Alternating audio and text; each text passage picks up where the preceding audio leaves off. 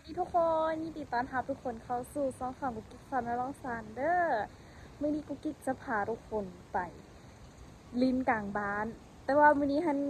ว่าสิแต่งกินให้ทุกคนเบิ่งบางเทื่อแล้วทุกคนก็คือตอนนี้ฮันนากิ๊กกำลังสิไปซื้อผักอัน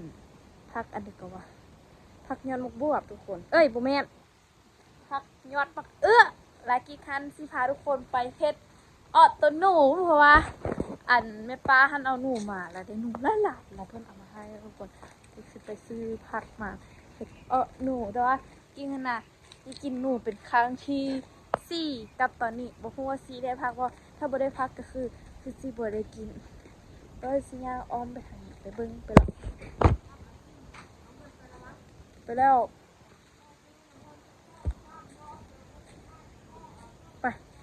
ไปกันไปซื้อผักกันตอนนี้ก็คือกิ๊กยังเฮ็ดเวียงเฮือนบ่ทันแล้วคือเด้กิ๊กยังแต่ก่อนเฮือนแต่ว่าแม่หันสิได้ฟ้าวไปสวนแล้วก็เลยต้องไปซื้อผักให้แม่มาเฮ็ดอ้อหนูให้กินก่อนทุกคนกิ๊กเฮียนกินอ้อหนูนี่นะ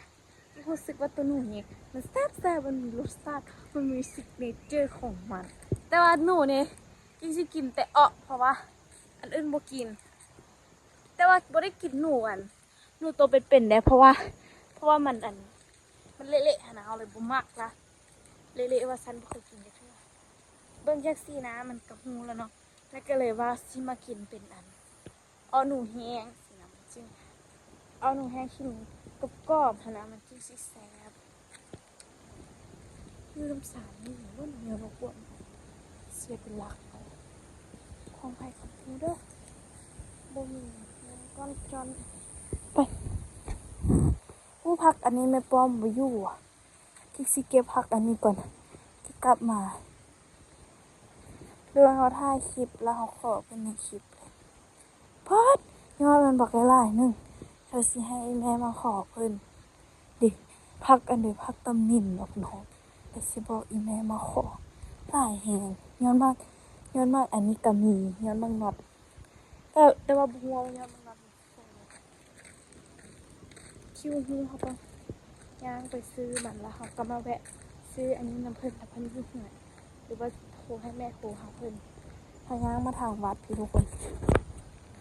นเบิ่งวัดไหมงามบ่โอ้วัดทกแท้บ่มีไผอยู่เลยเอาจิโดมาทุกคนเบิ่งกิ๊กมากดอกไม้อยู่อันนี้นะดอกไม้อยู่วัดนี่นะดอกไม้มันเป็นดอกสีเหลืองเอ้ยเกือบตายมันเป็นดอกไม้สีเหลืองที่งามเลยกิ๊กสิเก็บไปดอกนี้บ่งามแล้วไม้เข้าตาไม้เข้าตาทุกคนออกสิวะนี่งามบ่กิ๊กสิถ่ายไปก่อนนี่ไงสวยบ่ทุกคนกิ๊กเอาแมงไม้ออกตาก่อนได้งามบ่เต็มวัดเลยเต็มเดินวัดเป็นสีเหลืองอลามเลยนี่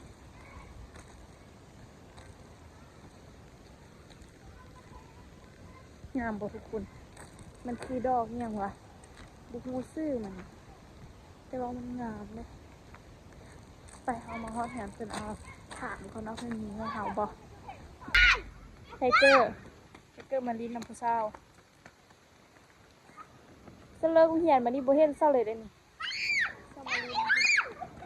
ไทเกอร์ระวังเจ็บเด้อมาไปกินมาซื้อกันนี่เปรี้ยวมีแต่บ้อนเดียวนี่ว่ะ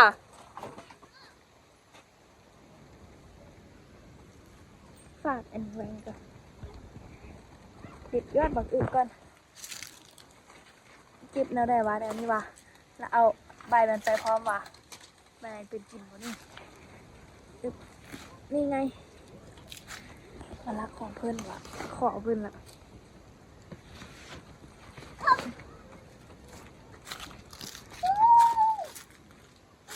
อะไรวะไทยน้อยลง YouTube ว่ะ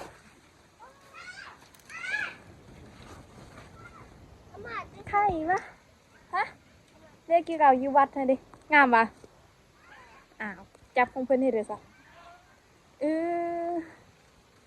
อีไหนน้อยนี่นะไม่คิดเก็บผักป่ะจับก็ได้ เป็นน้อยแทบบอกนี่ทุกคนที่ไปเก็บผักมาแล้วเลยในประมาณนี้ตัวเขาเจ้าบอกเงินนำเขาเจ้าไฮลาเขาลืมขอบใจเข้าว่าเป็นยังเขาเดี๋ยวพรุ่งหน้าไปห้ามที่ขอบเจอไหมไปใส่ไข่ไส้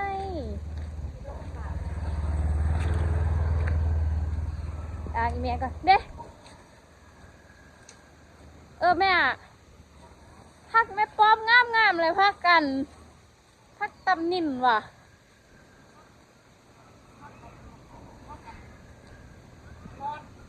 มังนอนเนี่ยตำนินเนี่ยว่าพักอันตัวยิ่งแคมหัวหันบอกงามเลยแม่ไปเคาะคนแม่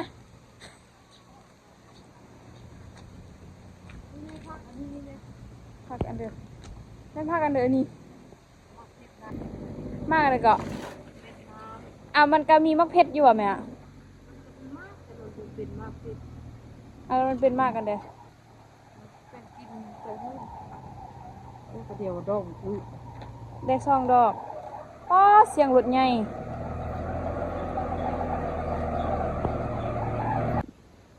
ไปเขาเอากระซามมาแล้วเมื่อกี้ให้ตัวไปเอา3แล้วมาเก็บผักที่พวกมีค่ากองที่สิไปสั่งค่ากองเนาะ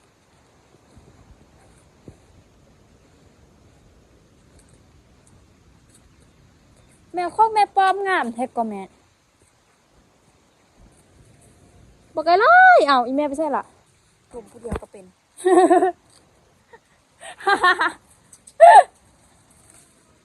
โอ้ยโหดจนหัวเว้าผู้เดียวคิดว่าอีแม่อยู่นี่ละเว้าผู้เดียวโอ้ยโหดจนหัวโอ้ตายทุกคนมาเก็บผักกันไม่ไงตอนนั้นนะตอนที่จิกบุหูกินนะบุหูกินผักอันนี้นี่นะผักอันนี้งามแท้งามว่าหลังจากที่กินหูกินปุ๊บบุมีอีหยังเลยเที่ยงเหลือผักอันนี้งามไปต้นปืนได้นี่จิกก็เคยเป็นเท่าไหร่ละอุ้ยดึงมันกลับมาก่อนมาเก็บผักก่อนกลับมาก็ลูกกินไปมืดไม่มีขากล้องค่ะขากล้องดับชีวิตแล้วค่ะมากินปิ้งเป็ดน้ำมือเดียวขากล้องเพลเลยนี่ทุกคนข้องไปป้อมเป็นยังสิเลยเนาะน้ำมันนั่นสะอ่อนนอนซาด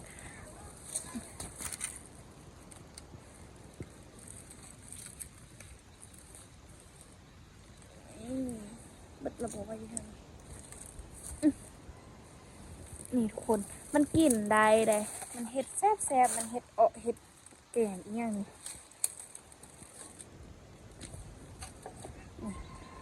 วันนี้เขาสิกินหนูแต่ว่ากินยังบ่ทันหูเห็ดเถื่อกินคันดีแต่เก็บเครื่องไปให้แม่เห็ดให้กินทุกคนบอกว่ามื้ออื่นวันเกิดกูกิกแล้วเด้ทุกคนอย่าลืมมาแฮปปี้เบิร์ธเดย์เด้อ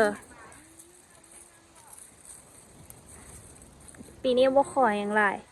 ขอให้แม่เซอร์ไพรส์ไอโฟนพอ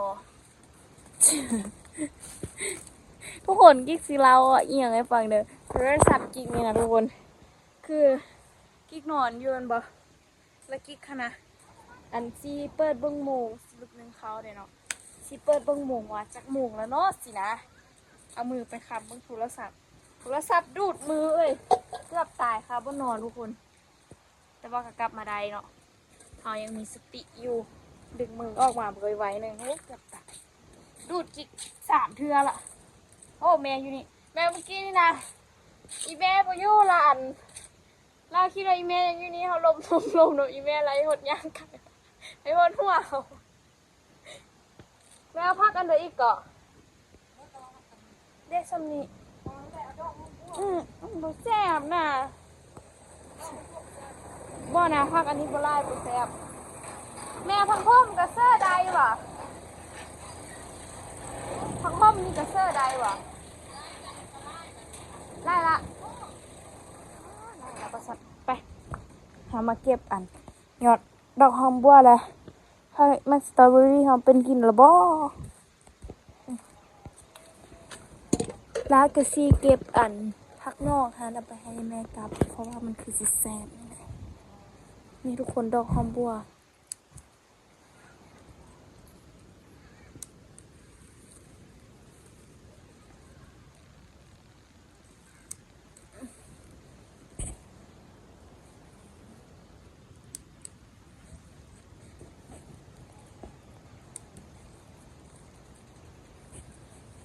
เมื่อกี้นี่แม่ได้ยิน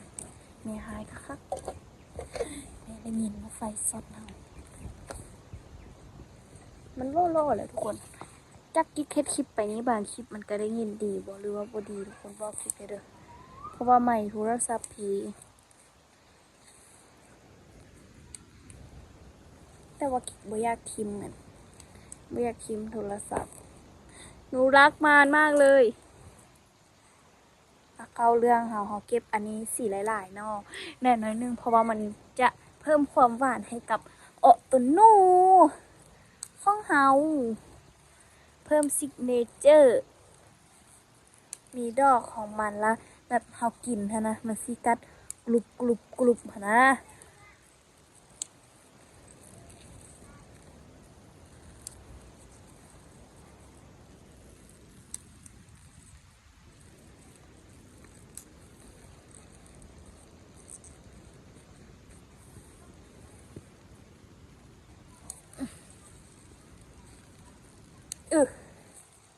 ทุกคนเจียงคักมันบอกคักๆนี่ไหม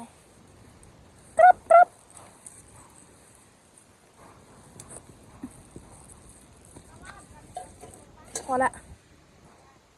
หรือว่าเก็บอีกบ่เก็บอีกหน่อยนึงกันทุกคนเบิ่งผักกาดไหมเอ้ยเบิ่งผักกาดยอดบักตุยพิกซี่มาเก็บผักอันนี้เก็บผักอันนี้นะทุกคนเขาเรียกว่าผักอันอีหยังก็ผักซีลาวนะแม่นี่เราก็ต้องเอาไปใส่นะเพราะว่ามันจะเพิ่มซิกเนเจอร์ของความหอมของผักซีเพราะว่าเห็ดอ้อนี่มันต้องแม่นผักซีเนาะทุกคนส่วนหอมปลอมนี่ใส่อ้อนี่บ่ค่อยคักปานใดเนาะ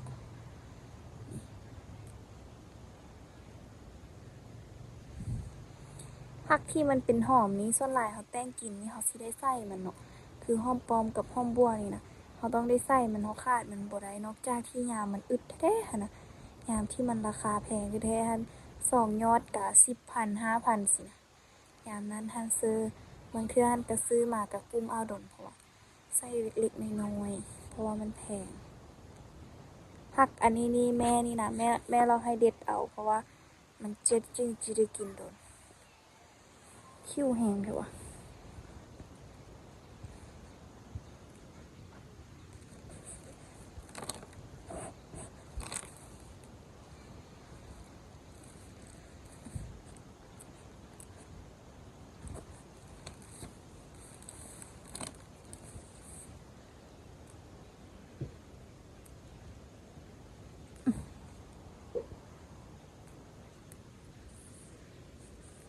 ไปพอละเมื่ออ้าวคิดว่าถ่ายมือไม่ทุกคน มาเอาแท้ละที่จะพาทุกคนมาเก็บอันพวกขี้เคยขี้เคยเขาก็มีเลยแต่เขาบอกเอาเผาข้าวแม่ปลาไกลดีอยู่หน้าบ้านเลยถ้าทุกคนไปเป็นตกงามปะงามบ้านก็เก่งอุดมสมบูรณ์และก็เงียบอีกว่ามีเสียงรถเสียงรางนอกจากเสียงรถไทยบ้านที่กระเจ้าเข้าออกไปให้ไปสวนสินะว่ามีเสียงรถใหญ่มารบกวนแบบมีรถจักรที่ขี้ไวมีอยู่กันเป็นของไทยบ้านอ้าวเอาออกบุได้ทุกคนถ้าว่ามีขากองยากเนาะหากระดูเอางาไปไอ้นี่นะเอางาจนว่ามืดเลยหักเอาเลยนะอันนี้นี่ เอาน้อยเดียวก็พอแล้วติบ่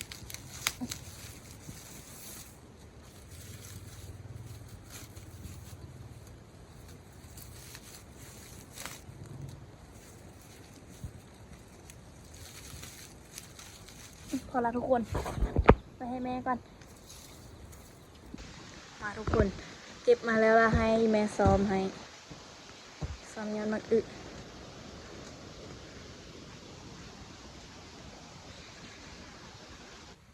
จากนั้นเราลืมละไม่ได้ลืมไปไม่ได้อาบน้ำโดนแล้วเนาะ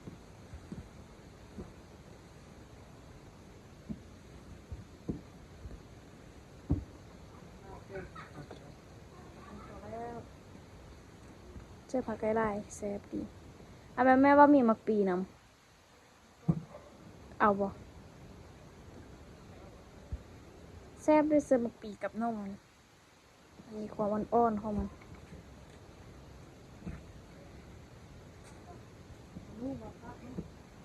มาเอาคอซอกทุกคนกิ๊กไปเอาอันค่าตังกองงานมานี่ตัวนู้โอ้มีตัวมดทุกคนอีเท่าได้วะอันนี้วะ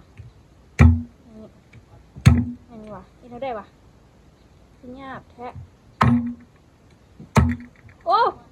ตกเบิดแล้วดื้อวะไม่เคยเอ็ดจากเทือน่ะหักข้ามันนั่นวะนั่นง่ายก้นเนาะ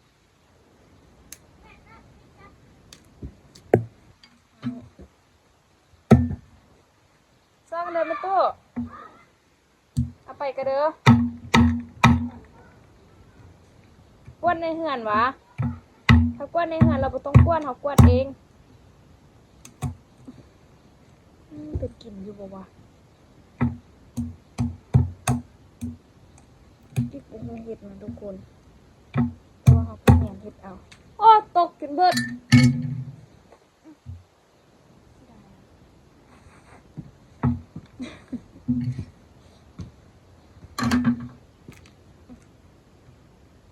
โอ้ไม่สามารถหักได้ทุกคน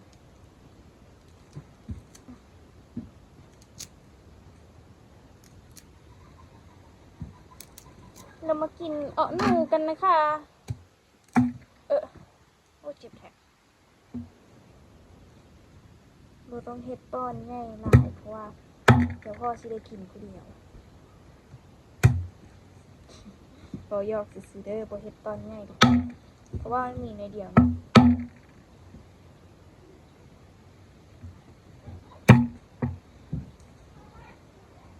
ตอนน้อยๆกินแซ่บนี่เป็นอยู่เด้อ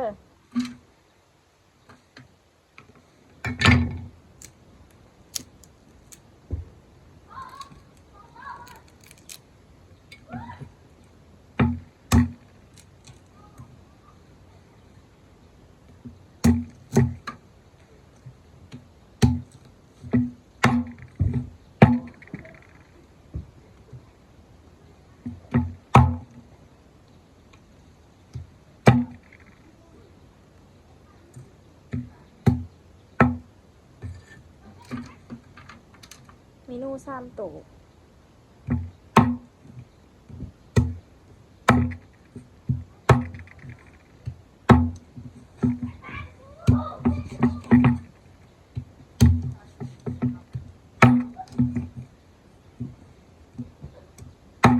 เวลาทุกคนพาแม่มากินไปว่าน้ำแห้งเบิดละเพื่อน้ำแห้งปะก้อนใหญ่ว่ะดูกว่าน้อยแล้วได้หนิอันนี้เอาตัวม่วงใส่ทุกคนโหลดจะเอาน้ำใส่มันดิบใช่เนาะเดี๋ยวมันปีงอกปีเลยที่จะมักเสื้อมักปีเพราะว่านู่มันแห้งแล้วเอาไปเสื้อเครื่องเสื้อหมดเลยถ้ามันเสื้อเปื่อยก่อนน้อยนึงก็ใส่มีข้าวแย่ไหมเนาะคมๆว่ะมักคมเอาแกมมันบ่เสื้อป่ะบอกเสื้อได้เด้อเอาไปเด้อมันแข็ง ได้เทื่อแม่นเขาเอาอันนอบ้านซื้อเนาะไปล้างผักก่อนนี่ทุกคนฟดแหละ จะแซ่บบ่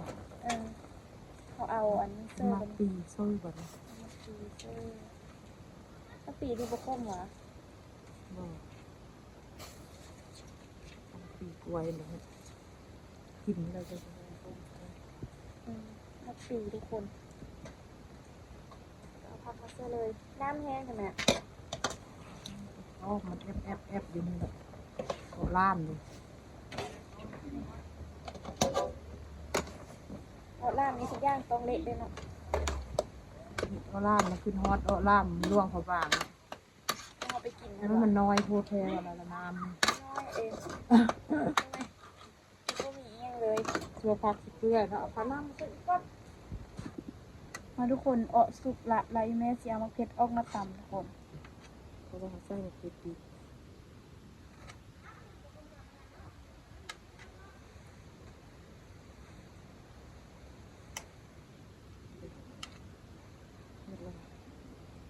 เอาใส่ปลากระไล่ ดูสิบอก โอ้มันจะแซ่บอยู่บ่ทุกคนเลย คือเป็นซี่นั่นนี่ว่ะ อ้าวเสื้อหมักปีก็เป็นซี่แนวนี้ก็เห็นมาแม่มันแม่ลูกอ้อนผู้มีนมมาดูกินไปเลย ล่ามตูโน่ นู่น ที่อยากมาลงใช่กับ นี่ นี่ อยู่กองนี่เอาแล้วยังซีกลับเอาไปอ้อมยังวันนี้ เอามาห้อมเสื้อแบบนี้ไปหัวเสื้อออบลามสมัยตะกี้เพชรแม่ยังได้อยู่ไม่เป็นตัวติดตัวนั้นเอาซื้อกำอยู่นี่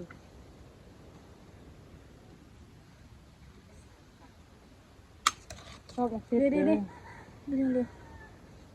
ชอบมากเขาชอบแบบนี้ ตามมานี่ อืม ตามมันที่เผ็ดว่ะ เป็นห้วยอยู่แบบโลเพชร ไปได้แล้วทุกคนเอาออกเอามาเผ็ดมาตำซื้อละเอากลับตะค้างคืนแล้วก็แล้วตำแต่นี่นิดเดียวนั้นบ่ได้ตำปี เดี๋ยวก่อนเราจะเอาน้ำเกลือละ ไปเรียบร้อยจะน้อยเหาออกมาทากินนะปุ่มมาบัดนี้เอามาใส่ ได้เสร็จบ้างโอเค เอาแล้วก็เบิด เอาหอมพวกหอมเสิร์ฟซีนกิน ไป ลบ ป้านี่ทุกคนซี่นะโน่คือว่าเป็กซี่แปลกๆบุกมือนี้นะเป็กซี่แนวนี้ย้อนว่าเอามากกันปีมาเสื้อมันทุกคนแล้วกี้กินข้าวแรงก้อนแม่ก็ออกไปส่วนละกิน3 คนเฮาเดี๋ยวคลิปนี้กี้ไปก่อนเด้อทุกคนเด้ออย่าลืมกดไลค์กดแชร์กูกี้ไปเด้อคลิปนี้ไปก่อนทุกคนบ๊ายบาย